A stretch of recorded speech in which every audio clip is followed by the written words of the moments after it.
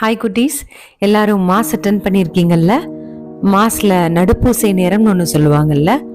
நடுப்பூசை நேரம்னா எழுந்தேற்றம் நடக்கக்கூடிய நேரம். எழுந்தேற்றத்துல ஃபாதர் நற்கருணையையும் ரசம் நிறைந்த கிண்ணத்தையும் எடுத்து காமிச்சு வான்புகள் கூறி ஜெபிப்பார் இல்லையா? அந்த நிகழ்ச்சியை முதல்ல யார் உருவாக்குனாங்க? எப்போ உருவாக்குனாங்க? முதல்ல அந்த நிகழ்ச்சியை செய்தது இயேசு கிறிஸ்து. என்றைக்கு அப்படின்னா பெரிய வியாழன் அன்று. அந்த பெரிய வியாழன் அன்னைக்கு என்ன நடந்தது அப்படின்றதான் நான் இன்னைக்கு உங்களுக்கு கதையா சொல்லி தர போறேன். பெரிய வியாழன் திருப்பலி அப்போ நிறைய நிகழ்ச்சிகள் நடக்கும். எல்லா திருப்பலியும் போல அது இருக்காது. அந்த நிகழ்ச்சிகள் பற்றி தனியா ஒரு வீடியோ போடுறேன். இப்போ பெரிய வியாழன் அன்று இயேசுவினுடைய வாழ்க்கையில என்ன நடந்துச்சு அப்படின்றத தான் இப்ப பார்க்க போறோம். குருத்து ஞாயிறு பற்றி ஒரு வீடியோ போட்டோம் இல்லையா? அந்த குருத்து ஞாயிறு அன்னைக்கு எருசலேமுக்குள்ள ஏசப்பா உள்ள போயிட்டாரு. அப்போ பாஸ்கா அப்படின்னு சொல்லப்படுகின்ற புளிப்பற்ற அப்ப விழா நெருங்கி வந்துகிட்டு இருந்தது. இந்த பாஸ்கா விழா கொண்டாடக்கூடிய பழக்க வழக்கம் யூதர்களுக்கு எப்போ வந்தது, எப்படி வந்ததுன்றத அப்புறம் பார்க்கலாம்.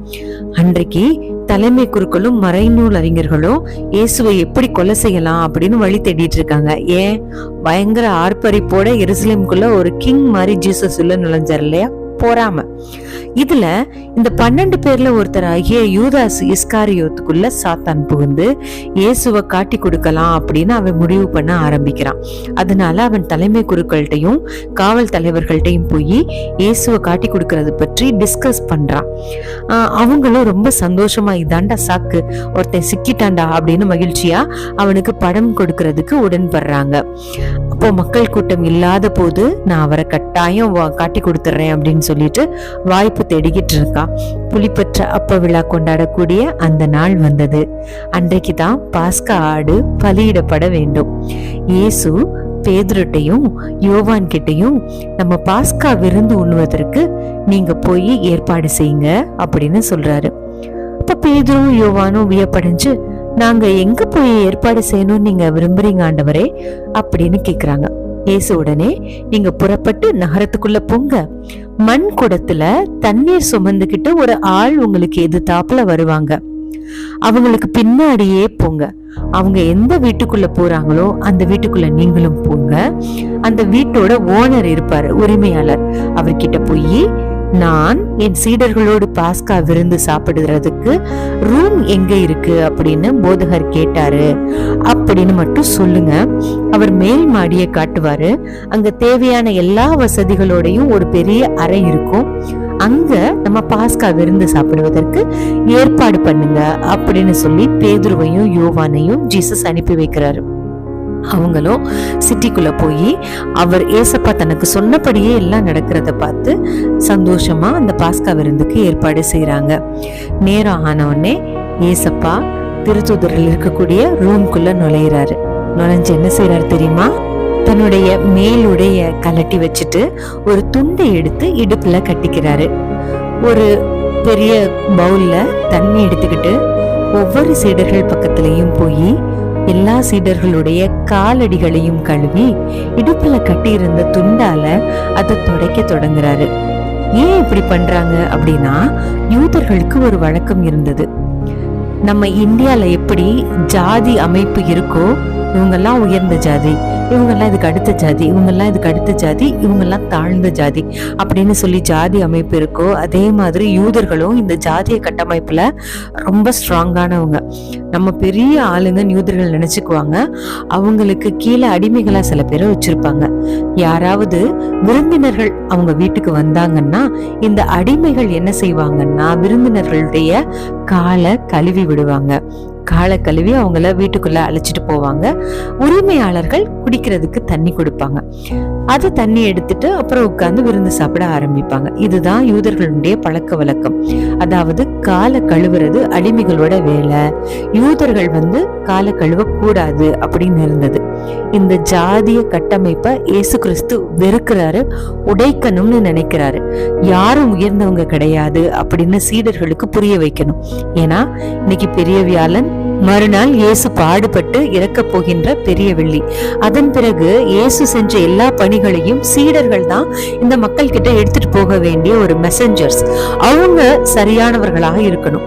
இந்த யூத பாரம்பரியத்திலேயே பிறந்து வளர்ந்து ஊறி போயிருப்பாங்க இல்லையா, அதனால அவங்களுக்கு சொன்னா புரியாது, செஞ்சு காட்டணும் அப்படின்றதுக்காக ஜீசஸ் என்ன செய்யறாரு, மக்கள்ல யாரும் அடிமைகளும் கிடையாது, உரிமை குடிமக்கள்னும் கிடையாது, எல்லாரும் கடவுளோட பார்வையில சமமானவங்க தான் அப்படின்னு புரிய வைக்கிறதுக்காக என்ன செய்யறாரு அப்படின்னா சீடர்களோட காலடிகளை கழுவ ஆரம்பிக்கிறாரு.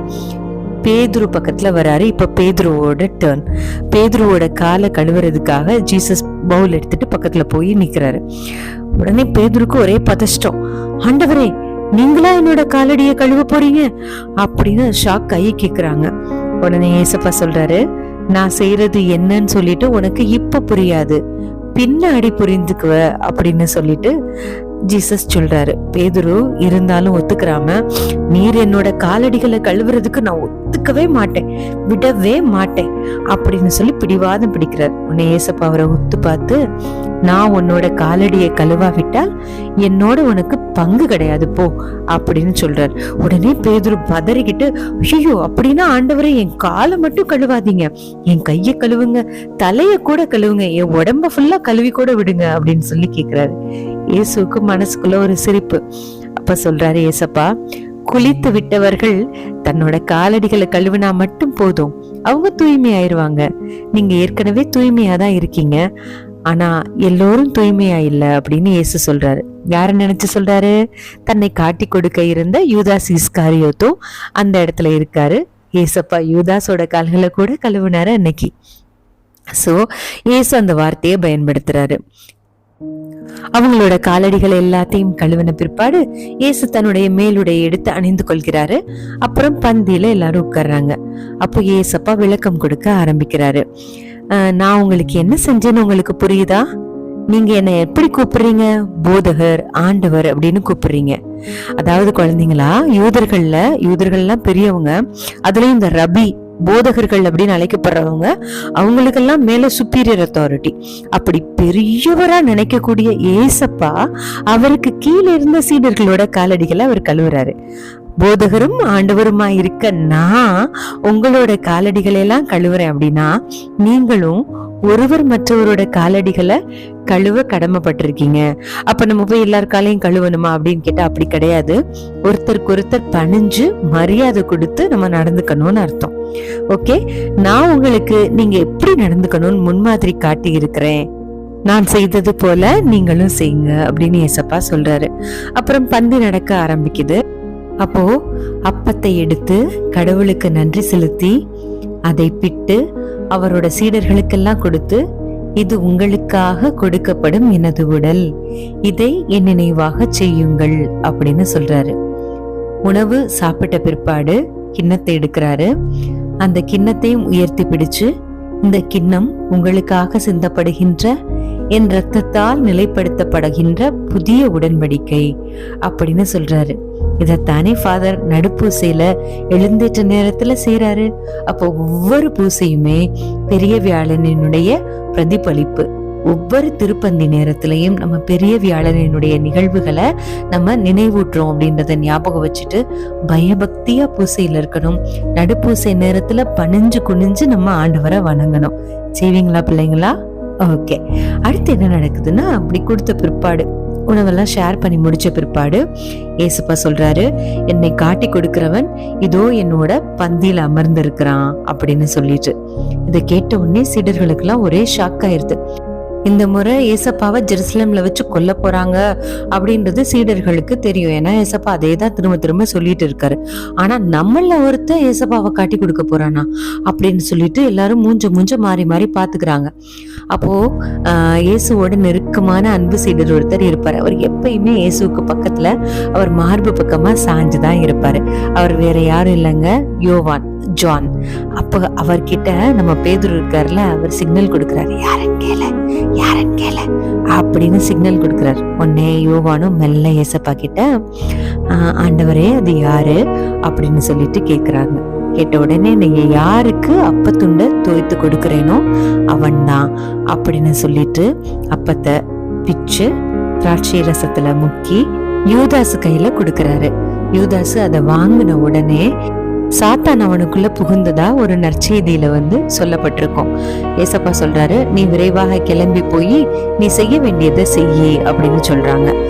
மற்ற சீடர்கள் என்ன நினைச்சுக்கிறாங்கன்னா, பணப்பை யூதாஸ் கிட்ட இருந்ததுனால ஒருவேளை இந்த பாஸ்கா விழாவுக்கு தேவையான ஏற்பாடுகள், மற்ற ஏற்பாடுகள் செய்யறதுக்கோ இல்லாட்டினா ஏழைகளுக்கு உதவி செய்யறதுக்காகவோ ஏசப்பா சொல்றாரு போல நினைச்சுக்கிறாங்க.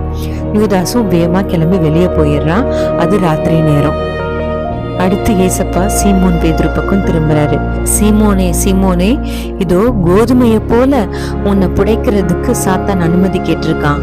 ஆனா உன்னோட நம்பிக்கை தளராது இருக்கணும் அப்படின்றதுக்காக உனக்காக நான் பிரேயர் பண்ணிருக்கேன். நீ மனம் திரும்பிய பின்னாடி உன் சகோதரர்களை உறுதிப்படுத்து அப்படின்னு சொல்றாரு. என்னது, நான் மனம் திரும்பின பிற்பாடா? நான் நல்லா தானே இருக்கேன் ஏசப்பாவோட சீடரா அப்படின்னு சீமோன் பேதுரு மனசுக்குள்ள ஒரு குழப்பம். உடனே வேமா அவர் சொல்றாரு, ஆண்டவரே, நான் உங்களோட ஜெயில போறதுக்கும் சாகிறதுக்கும் கூட நான் ரெடி ஆயிருக்கேன் அப்படின்னு சொல்றாரு. உடனே இயேசு அவரை பார்த்து, பேதுருவே, இன்னைக்கு ராத்திரி என்னைய தெரியவே தெரியாதுன்னு சொல்லிட்டு நீ 3 தடவை மறுதளிப்ப. அதுக்கு முன்னாடி சேவல் கூவவே கூவாது அப்படின்னு உறுதியா உனக்கு சொல்றேன்னு இயேசு சொல்வாரு. இதோட பெரிய வியாழன் நிகழ்வு முடிஞ்சிருச்சா? இல்ல, இதோட மாடி அறையில நடந்த திருப்பந்தி நிகழ்ச்சி தான் முடிஞ்சிருக்கு. அதற்கப்புறம் ஏசப்பா சீடர்களை பார்த்து, உங்ககிட்ட இருக்கிற பைகளை எடுத்துக்கோங்க, வேறு பை இருக்கிறவங்க எல்லாருமே என்னென்ன பேக் வச்சிருக்கீங்களோ எல்லாத்தையும் எடுத்துக்கோங்க, வாள் இல்லாதவங்க உங்களோட மேலுடைய விற்று வாள் வாங்கிக்கோங்க. ஏன்னா மறைநூல்ல என்ன எழுதியிருக்குன்னா, கொடியவருள் ஒருவராக கருதப்பட்டார் அப்படின்னு இருக்கு. அந்த வாக்கு நிறைவேறணும், அதனால நீங்க இந்த ஏற்பாடுகளை செஞ்சுக்கோங்கன்னு சொல்லிட்டு அவங்க திரும்ப ஒலிவ மலைக்கு போறாங்க. வழக்கமா அங்க போய் தான் ஜீசஸ் நிறைய பிரேயர் பண்ணுவாரு. அந்த இடத்துல உள்ள கெத்செமனே தோட்டத்தை அடைஞ்ச பிற்பாடு ஏசப்பா சீடர்களை பிரேயர் பண்ண சொல்றாரு. ரொம்ப ஸ்பெஷலா 3 பேரை, பேதுருவையும் செபதேயுவின் மகன்கள் 2 பேர். யார் யாரு? யாக்கோப்பு, யோவான். மொத்தம் 3 பேர், பேதுரு, யாக்கோப்பு, யோவான். 3 பேரையும் ஸ்பெஷலா கூட்டிட்டு போயிட்டு இயேசுவுக்கு கொஞ்சம் பக்கத்துல இருந்து சோதனைக்கு உட்படாது இருக்க விழித்திருந்து பிரேயர் பண்ணுங்க அப்படின்னு சொல்லிட்டு அவங்கள ஜெபம் சொல்லிட்டு தள்ளி போய் மிகுந்த வேதனைக்குட்பட்டு ரத்த வேர்வை சிந்துற அளவுக்கு ஜெபிப்பாரு. பிரேயர் பண்ணிட்டு திரும்பி பார்த்தா அங்க 3 பேரும் தூங்கிக்கிட்டு இருப்பாங்க. அப்ப ஏசப்பா ரொம்ப வருத்தப்பட்டு கேட்பாரு, என்னோடு 1 மணி நேரம் விழித்திருந்து உங்களால் ஜெபிக்க முடியாதா அப்படின்னு கேட்பாரு. மக்களே, இந்த பெரிய வியாழனப்போ நற்கருணை இடமாற்ற பவனி நடக்கும். நற்கருணை இடமாற்ற பவனி முடிஞ்ச பிற்பாடு அவசரமா வீட்டுக்கு வருவோம். ஏன்னா விட்ட சீரியலை பார்க்க வேண்டியிருக்கும், செல்போன்ல மற்ற விஷயங்கள் எல்லாம் பார்க்க வேண்டியிருக்கும், சேட் பண்ண வேண்டியிருக்கும், சாப்பிட்டுட்டு தூங்க வேண்டியிருக்கும். ஏன்னா எல்லா நாள் மாதிரி இது ஒரு நாள் தானே நமக்கு அப்படின்னு இருக்கிறோம். ஆனா ஏசப்பா நம்ம ஒவ்வொருத்தரையும் பார்த்து என்ன கேட்கிறாரு? 1 மணி நேரம் கூட என்னோடு விழித்திருந்து ஜெபிக்க முடியவில்லையா அப்படின்னு கேட்கிறாரு. அந்த கேள்விக்கு பதிலாகத்தான் திருச்சபை ஒவ்வொரு பெரிய வியாழன்லையும் நைட்டும் திருமணி ஆராதனைய வைக்கிறாங்க, மிட்நைட் வரைக்கும். நம்ம அந்த ப்ரேயர் டைமை யூஸ் பண்ணிட்டு நைட்டு முழிச்சிருந்து தனிமையில கடவுளோட ஜெபம் பண்ணணும். அதுதான் மறுநாள் பெரிய வெள்ளிக்கு நல்லா குளிச்சுட்டு ஒயிட் ட்ரெஸ் போட்டுட்டு காலையில கொஞ்ச நேரம் நற்கருணை ஆண்டவர் முன்னாடி பிரேயர் பண்றோமே, அப்புறம் மதியானம் சிலுவை பாதைக்கு போறோமே அப்படின்னு நம்ம நிறைய சாக்கு போக்குகள் சொல்லலாம். பெரிய வெள்ளி அப்படின்றது அவருடைய பாடுகள், மரணம், அவற்றினுடைய நாட்கள். பெரிய வியாழனோட அந்த இரவுல தான் ஏசப்பா சீடர்களை பார்த்து மட்டும் இல்ல, நம்மளை பார்த்தும் கேட்கிறாரு, 1 மணி நேரம் விழித்திருந்து எனக்காக ஜெபிக்க முடியவில்லையா அப்படின்னு சொல்லிட்டு. அப்போ நம்ம இயேசுவை உண்மையாவே அன்பு செய்றோம் அப்படின்றத எப்படி தெரியப்படுத்துறது? அவரோட கொஞ்ச நேரம், அட்லீஸ்ட் ஒரு 1/2 hour பெரிய வியாழன் இரவு இருந்து பிரேயர் பண்ணி, ஆண்டவரே நீர் எனக்காக உயிரை கொடுத்து உங்களுடைய அன்பை காமிச்சிங்க, நான் என்னோட இத்தனோண்டு நேரத்தை உங்களுக்கு கொடுத்து நான் உங்களை அன்பு செய்கிறேன்றதை தெரியப்படுத்துகிறேன் அப்படின்னு உங்களுடைய எளிய அன்பை வெளிப்படுத்துவீங்களா? உங்கள் பேரண்ட்ஸ் உங்களை கூட்டிகிட்டு வந்தால் கூட, வா தூங்கணும் நேரம் ஆகுதுன்னு சொன்னால் கூட, இல்லை கொஞ்சம் நேரம் இருந்து ப்ரேயர் பண்ணுவோம்ப்பா அப்படின்னு நீங்கள் தான் கேட்கணும். ப்ரேயர் பண்ண சொல்லி அம்மா அப்பா சொல்லும்போது வாங்க நொச்சு பண்ணக்கூடாது. ஓகே, சமத்து பிள்ளைங்களா இருப்பீங்களா? வெள்ளிக்கிழமையும் ப்ரேயர் பண்ணணும், வியாழக்கிழமையும் ப்ரேயர் பண்ணணும். Good night. God bless you.